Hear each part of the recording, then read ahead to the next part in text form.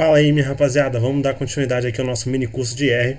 Hoje a gente vai falar sobre vetores, que é um objeto muito básico que você tem que aprender no R, velho. Sim, se você não aprender vetor, tu não vai aprender R, tá? Então é o primeiro recado que eu te dou, e aqui você acompanha essa aula que é rapidinha, para você já ter uma primeira intuição do que é um vetor, para que ele serve, para que a gente vai usar, ok? Então vamos fazer o seguinte. Aqui eu tenho um código que eu já tinha preparado antes, e aí eu vou falar para vocês como é que ele vai funcionar.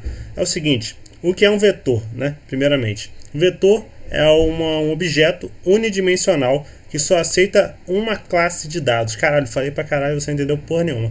Bom, eu acho que com o rodar do código você vai aprender melhor e vai entender para que esse negócio serve. Eu tenho um vetor aqui, que vocês estão vendo na primeira linha, que é um vetor que eu chamo de vetor de numéricos, porque ele é da classe dos numéricos. O que são os objetos, né? O que são os dados tipo numérico? Cara, são números, né? Tá escrito aí na tua cara e você deve ter entendido o que é. E é o seguinte, como é que eu chamo um vetor? Como é que eu crio um objeto que vai ser do tipo vetor? Eu vou passar essa funçãozinha aqui, que é bem simples, que é a função C, tá? E aí você vai abrir parênteses e dentro desses parênteses você vai colocar os parâmetros que vão compor o vetor, tá? Que no caso aqui são os números, tá? E esses parâmetros eles são divididos pela vírgula. Como toda função no R, tá? Os parâmetros são divididos por vírgula, assim como você, se você souber um pouquinho de Excel, sabe que os parâmetros de uma função no Excel também são separados por vírgula. E aqui meus parâmetros tem um parâmetro 1, que é o número 1, parâmetro 2, que é o número 2, parâmetro 3, que é o número 3, parâmetro 4, que é o número 0, e o parâmetro 5, que é o número 5. E aí eu venho aqui, vou sublinhar essa linha toda, vou apertar Run ou Ctrl Enter, tá? Não importa. E aí ele vai me parecer aqui, opa, não tinha limpado aqui o console, que eu estava fazendo outras paradas. Vamos voltar aqui só para ficar mais bonitinho. Eu venho aqui, dou um Ctrl Enter agora, e aí ele vai aparecer no meu console, aqui, V1, tá? Que é a linha que eu rodei, e ali embaixo no Environment, o valor de V1. O que é o V1? É um numérico, né? Um vetor numérico, que contém esses 5 elementos, tá? E tem tamanho 5, por isso. Você pode dar uma visualizada nele, olha só. Esse 1 aqui, ele é referente à posição do primeiro elemento dessa linha. Esse aqui, por exemplo, é o elemento 1, que está na primeira posição do vetor, tá? 1, 2, 3, 0, 5. Esse aqui é o nosso vetor de numéricos. Também podemos ter um vetor de caractere. O que é um tipo de dado de caractere? É um dado que, como se fosse um texto, tá, pessoal? Por exemplo, aqui eu tenho vários textos que são nomes de pessoas. Joel, Lúcia, Carlos, Ana, tá? E os textos, normalmente, né, esses caracteres, normalmente não, eles sempre vão estar entre aspas, tá? Pode ser aspa dupla, pode ser aspa simples, não importa. Eles vão estar verdinhos, né, que vão ser a cor deles.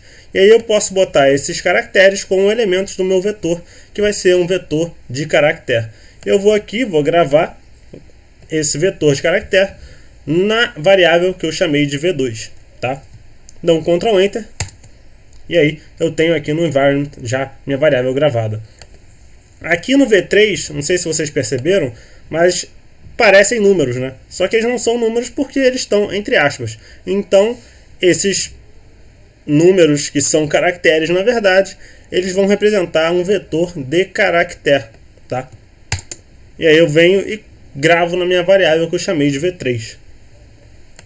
Também temos os vetores de lógica, que são compostos só por true e false. True e false, você pode ver que eles estão na cor azul, tá?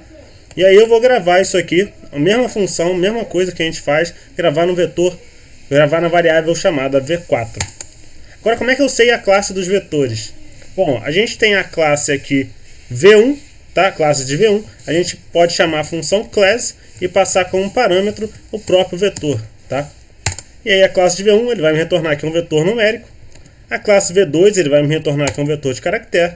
A classe V3 ele vai me retornar que é um vetor de caractere novamente. Vocês viram lá que os números estão entre aspas, então eles não são mais números, eles são caracteres. E o V4 vai me retornar que é um logical. Agora, como é que eu transformo esses vetores? Sei lá, se eu quero transformar um vetor que é numérico para um vetor de caractere, ou de caractere para um vetor de numérico. Bom, eu vou tentar aqui transformar o vetor V3 em um vetor de numéricos, tá? E aí eu vou usar a função s.numeric e passar como parâmetro dessa função o próprio vetor. Você vê que ele consegue, os números não estão mais entre aspas, tá? E então o meu vetor se torna numérico. Também temos o vetor v1, que eu vou transformar para caractere, vou fazer o processo contrário que eu fiz nesse v3, tá? E aí a gente vai usar a função s.character, tá? E aí passar como parâmetro o próprio vetor v1.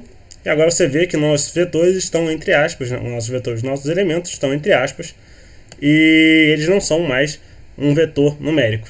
Nós também podemos passar um s.numeric para o vetor v2. O que é o vetor v2? É aquele vetor de nomes aqui em cima, tá?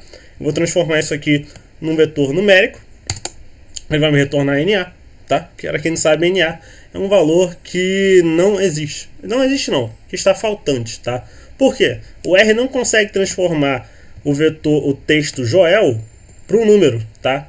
Isso nem você consegue transformar também, sem um conhecimento, sem alguma dica prévia, sei lá, se J valer 3, se E valer 4, se você colocar um indexador das letras para números, aí você consegue até transformar, mas intuitivamente você não consegue transformar.